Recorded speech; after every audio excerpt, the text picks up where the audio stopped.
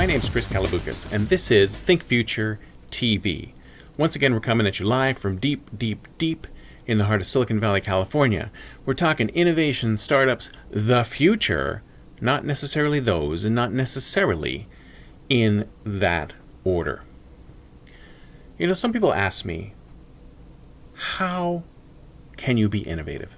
How can you innovate? Well, there's lots of different ways to get to innovation. There's innovation out of necessity. There's a specific problem that you really wish to solve, and you get everybody into a room and you take all that brain power and you apply it and you get some solutions, hopefully.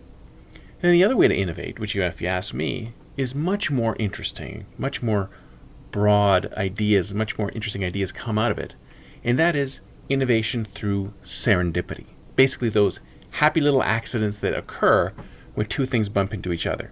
Do you guys remember that commercial, the Reese's peanut butter cup commercial, where peanut butter and chocolate kind of bump into each other? They'd have these people walking around the corner. They'd be like, hey, I've got chocolate, I'm eating chocolate. And hey, I'm eating peanut butter, I'm eating peanut butter.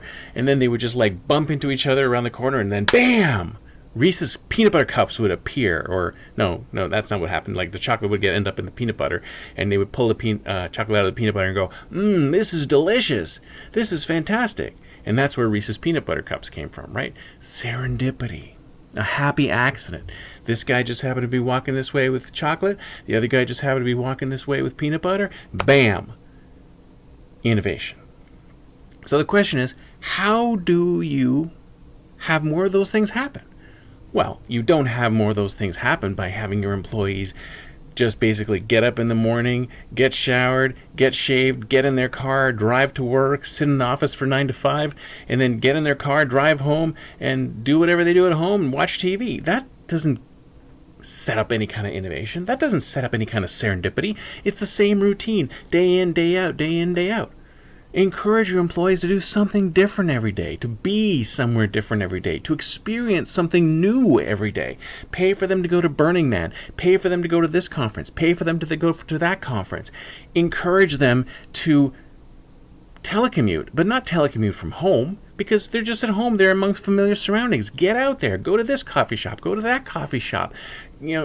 Change your position. I read this great article the other day about somebody who basically they travel around during their workday. They get up, they do a little bit of work at home, then they go to the nearest coffee shop and they do a little work there. Then they go to another place, a co-working space, and they do a little work there. Then they go a little here, and then here. And they're always moving around. And in this movement, things can occur.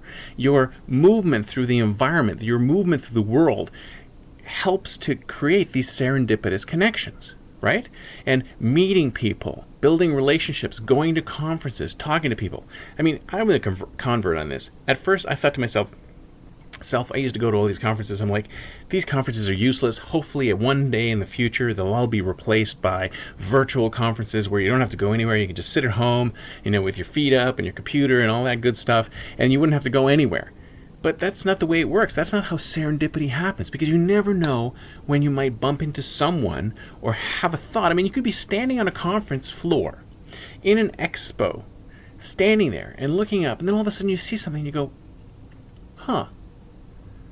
that's interesting. You take that you just saw, I don't know what it is, what you just saw, and combine it with something that you're doing, and you think to yourself, whoa, if we did that and this and put these two things together, that would be cool. That would be innovative. That would be different. So innovation comes out of serendipity. Help those happy accidents to occur by physically placing yourself in other environments where those things can occur.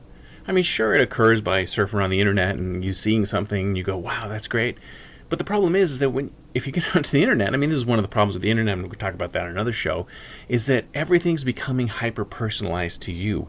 There's no room for serendipity anymore. There's no room for new and interesting things to come to you, because all the search engines, Google, etc., are trying to get so exact and relevant to exactly what you're looking for that they don't insert the interesting serendipitous connections that you're going to get.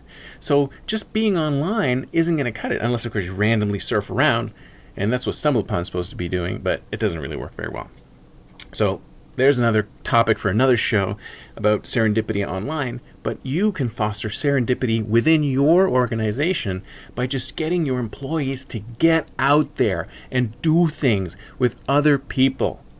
Then you might see those serendipitous connections just happen to occur.